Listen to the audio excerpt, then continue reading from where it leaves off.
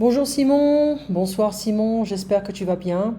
Voici le résumé du cours de français. Alors, je vais agrandir, d'accord? Hop, comme ça, voilà, je vais le mettre ici. Elle veut tout contrôler. Alors ça, c'était pour une cliente que tu as. Et c'est vrai que on est tous passés par là. Et donc il y a beaucoup de pression sur les épaules, beaucoup de demandes de subventions, et elle accuse pratiquement tout le monde autour d'elle, ou critique. Donc, pour éviter les tensions et les confrontations, il faut éviter ce genre de situation. Voilà. Il y a vraiment des gens avec des gros problèmes psychologiques, j'ai l'impression de plus en plus. Mais bon, quand on est responsable de beaucoup de choses, c'est vrai que c'est pas très facile de, de se relaxer. En attente, on hold, passer par le système, à Monaco, à Monte-Carlo, au Luxembourg. Attention, hein, parce que ça, c'est pas vraiment une ville, c'est le pays. En France, il existe une solidarité entre les syndicats. En Angleterre, ça n'existe pas. On peut avoir une amende s'il y a des comment dire, une solidarité entre les syndicats. D'accord. Je voudrais revenir à une époque. Je voudrais revenir à une époque où les gens n'utilisaient pas toute cette technologie. Voilà. Une époque plus simple. On pourrait dire ça, hein, plus simple. Une époque plus simple. Les investisseurs. Alors ça, c'est l'INSEE et c'est l'Institut national des statistiques et études économiques. La France est en train de plonger économiquement. En apparence, tout va bien, mais en fait, il y a beaucoup de problèmes. Alors, si tu regardes ça, alors on va voir si on peut. Je vais le mettre ici. On voit en fait pas une prédiction, une projection, c'est complètement différent. La déchéance économique, la France bientôt 10e puissance mondiale, dans 4 ans, c'est pas longtemps. Selon les projections de la Banque nationale et du Fonds monétaire international, la France sera la 10e puissance économique mondiale en 2024. Elle était 4e en 1992.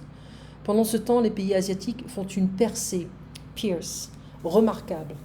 Charles Gave, président de l'Institut des libertés, livre son analyse sur cet effondrement à Sputnik France. La dégringolade. En 1992, la France était au 4e rang des puissances économiques à l'échelle du globe, selon les données de la Banque mondiale et du Fonds monétaire international, IMF. D'après les deux organismes internationaux, l'Hexagone n'aura plus que le 10e produit intérieur brut du monde en 2024. C'est une honte. Avec toutes les taxes, toutes les choses que l'on a, c'est une honte. Mais Emmanuel Macron a vendu la France. On a plus les moyens de pouvoir, comment dire, créer des choses. On a laissé les Américains, on a laissé le Middle East, le Moyen-Orient, on a laissé les Chinois racheter beaucoup de choses en France. Voilà, c'est une honte. Voilà, c'est une catastrophe. Alors ici, c'est les projections. La France ici, l'Angleterre au-dessus, pour d'avoir, le Brésil, l'Allemagne, la Russie, l'Indonésie, le Japon, l'Inde, les États-Unis et la Chine. Voilà. Donc ça fait partie de ce site Statista qui est super bien fait. Alors, depuis 1992, la France a été soumise à l'arrivée de nouveaux concurrents sur le marché mondial. Je pense notamment à la Chine. Certains pays ont fait le nécessaire afin de garder leur compétitivité. C'est le cas de la Suède, par exemple, qui a un PIB par habitant élevé. La France a choisi la défensive. Depuis 1992, le poids de l'État dans l'économie a augmenté. Avec la crise actuelle, il doit dépasser les 60%. Je pense qu'il n'y a pas un pays dans l'histoire qui a réussi à maintenir de bonnes performances économiques sur la durée avec un poids aussi important de l'État dans l'économie. Yeah. Il faut regarder le Canada. Le Canada, c'est vrai qu'il n'est pas vraiment présent en 2024. Le Canada, il est où en 2008? Il n'est pas là. Canada, il est là. Donc, ça laisse à réfléchir pour l'avenir, hein.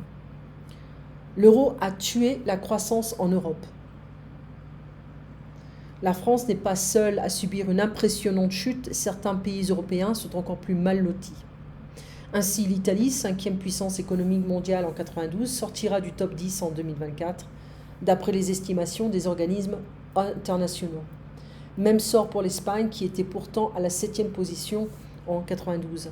Le Royaume-Uni, 6e en 92, se retrouve en 9e position dans les projections de la Banque mondiale et du FMI en 2024. Même l'Allemagne, actuellement première puissance économique d'Europe, devrait accuser une chute dans le classement du 4e PIB mondial. En 2008, elle passerait à la 7e position. Voilà. Donc, l'Asie et la Russie en force.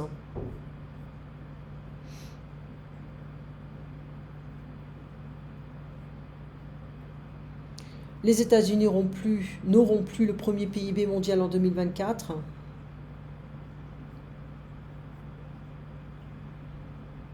Yeah. C'est quand même assez... c'est un peu effrayant quand même. Voilà, donc voyons si les projections sont vraiment réelles. On a un peu moins de 4 ans, donc on verra. Ça, c'était quelqu'un qui n'a pas forcément l'expérience de gérer un pays sur le plan économique. On a un PIB qui est moins de 13,5% à cause de la consommation des foyers, le Covid, etc. Et c'est une catastrophe. Il a tout vendu en France et il se retrouve toujours avec une récession assez énorme, la pire en France, la pire en Europe. Voilà. Donc ça, c'est un peu le résultat de sa politique de préservation. Les besoins essentiels sont importants, hein, se nourrir, avoir de l'eau, etc. C'est important. La crise économique aux États-Unis, le secteur tertiaire, l'industrie hôtelière, du film, etc. On avait parlé de la cité médiévale au Puy du Fou, qui ont réouvert, etc. Comme beaucoup d'autres endroits, c'est vrai qu'on peut se protéger, respecter les distances, et puis on peut continuer à être productif. Il y a eu beaucoup de critiques. C'est vrai que il faut quand même que les gens vivent, hein, parce que l'État n'est pas là pour les aider. Un problème puritain, le fonctionnariat. Le fonctionnariat est un gros problème en France. On appelle ça des assistés. Pourquoi ? Parce que ce sont des gens qui ne travaillent pas, qui ne sont pas productifs et qui perçoivent un salaire. Ce sont des gens qui ne peuvent pas perdre leur emploi. Absolument pas du tout. Les séminaires, je ne sais plus de quoi on avait parlé ici. Alors, je suis d'accord avec toi, il existe beaucoup de jeunes gens qui ignorent le virus. Aux États-Unis, ce sont les adultes, oui. Ouais, il y a cette notion, en fait, cette absence de nation, cette absence de ce concept de nation. On parle de patriotisme aux États-Unis, mais il n'y a pas ce concept de nation. C'est-à-dire qu'on n'a pas forcément cette idée, on peut être américain, mais sans forcément appartenir à la culture américaine, parce qu'on est indien, on vient de différentes, immigrants, etc. Donc c'est vrai que pour beaucoup de gens, devenir américain, c'est pas facile. Même si on apprend l'anglais, même si on a des amis américains, c'est pas toujours facile de comprendre cette culture. Alors, c'est ce qui arrive pour beaucoup de gens, c'est le manque d'adaptation ou alors le manque de compréhension. Mais je pense que l'absence de cette individualité qui est très forte aux États-Unis, qui fait que les gens se sentent libres à tout moment, à tout endroit. Mais la liberté de quelqu'un n'est pas forcément la liberté d'une autre. Voilà, c'est ça le problème. Donc, à partir du moment où on vit dans une société, il faut créer des lois, il faut créer des limitations pour éviter les abus, pour éviter les crimes, pour éviter les abus de liberté. Ce n'est pas un abus de pouvoir, mais c'est un abus de liberté. Ce qui fait que mon abus de liberté, parce que j'ai beaucoup d'argent, beaucoup d'espace, j'ai une grosse voiture, je peux polluer, Je pense on arrivé à un temps dans la civilisation où on doit être responsable quand on achète quelque chose. Je pense qu'on devrait éviter de vendre certaines choses qui sont très polluantes. Ce n'est pas parce qu'on va gagner beaucoup d'argent en vendant ce produit que c'est bon pour l'écologie ou la planète. Je pense qu'on doit être un petit peu plus responsable, un peu plus intelligent à ce niveau-là, interdire certaines compagnies à ne pas vendre certains produits polluants, que ce soit d'une bouteille en plastique à une voiture très polluante ou un bateau polluant, etc. Donc c'est important d'être responsable. Pour le moment, on fait face à une certaine hypocrisie qui fait qu'on prétend qu'on est écologiquement responsable alors qu'on ne l'est pas. Il y a un chiffre que je vais te donner, je crois que c'était l'année dernière, ils ont remarqué que 9%, il y a eu seulement 9% de produits complètement recyclés aux États-Unis. C'est-à-dire qu'on a 91% de plastique qui n'est pas recyclé. Alors qu'est-ce qui se passe ici? Donc on a aux États-Unis plein de produits qui ont fait le recyclage, on sépare les choses et en fait on voit que 9% seulement des produits sont seulement recyclés. Il faudrait regarder ça en fait. Voilà, c'est 9% of plastic only recycled in USA. Alors on va voir si c'est vraiment vrai. Et voilà, c'est quelque chose...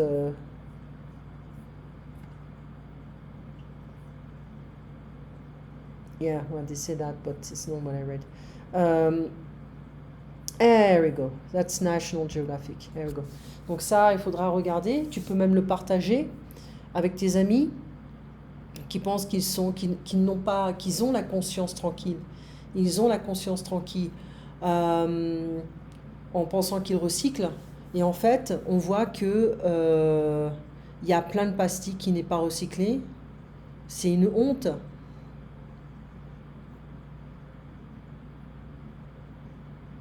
91% de plastique n'est pas recyclé. Donc ça, c'est qu'une image. Mais ça vient de National Geographic. Only 9% was recycled. 12 was incinerated, discarded in landfills of the natural environment. Et voilà la réalité du recyclage. Hein, on nous fait chier avec le recyclage alors que ce n'est même pas respecté. C'est une honte, une vraie honte. Voilà, donc il faut être un petit peu plus respectueux, voilà, avec l'environnement parce qu'on n'a qu'une seule planète. Enfin bref, voilà un petit peu pour le résumé. Je vais essayer de t'envoyer le résumé italien demain. On va voir si j'ai assez de temps de le faire ce soir, mais je pense pas parce que là j'ai 1, 2, 3, 4, 5, 6, 7, 8, 9 enregistrements à faire. Et il est déjà assez tard, mais bon, on verra bien. Tu passes une très bonne soirée et on se parle donc demain, non pas demain, mais mercredi matin, donc dans 2 jours. À bientôt Simon, au revoir.